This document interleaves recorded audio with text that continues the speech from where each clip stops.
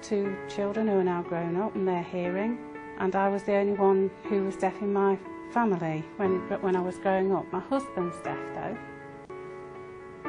I've had a hard life, I think, but I really think positively. It doesn't matter what happens. My eyes are fine, my body's fine, I can see well, so everything's okay, and I'm proud of myself being deaf now. I felt it was important for hearing people to become involved with deaf people, just for the sake of communication, to be honest. I wanted to teach people.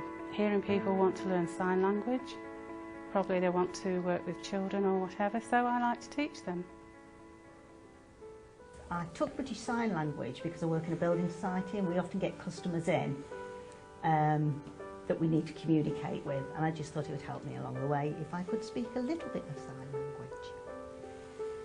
I took BSL because my daughter was born deaf and it will help her as she grows up.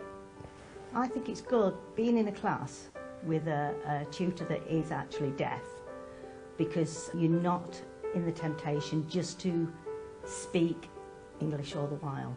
You're going to look at her, you're going to use your mouth more with a quiet tone and sign.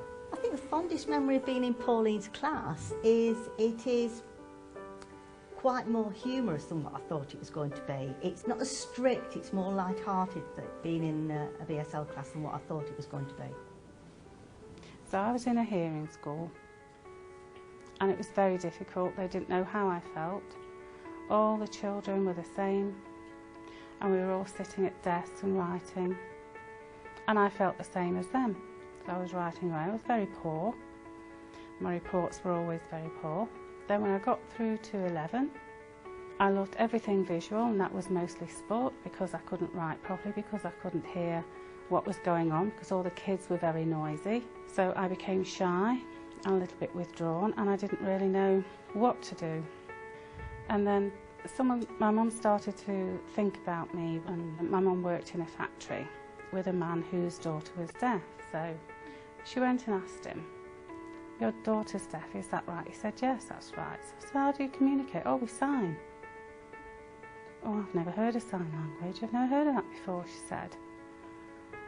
"But my daughter's really not deaf. She speaks very well." So what happens? Oh, she goes to Doncaster School, and it's a boarding school. And my parents visited and had a look at the head teacher and had a chat with him and had a look at the kids. And there were so many children, and they were all signing, and I'd never seen it before. And to me, to be quite honest, it looked stupid. I mean, I have to say and be honest with you, I thought, what is that? I thought, you know what you should be speaking? You should be learning how to read and write and everything, not signing. What is the matter with you? I started to cry and panic. I wanted to go home. My mum said, "Oh, you know what, you'll be okay. Just stay there for 2 months and then you'll come home and then come back for another 3 months. Then you come back for Christmas and Easter and summer." And as I grow up,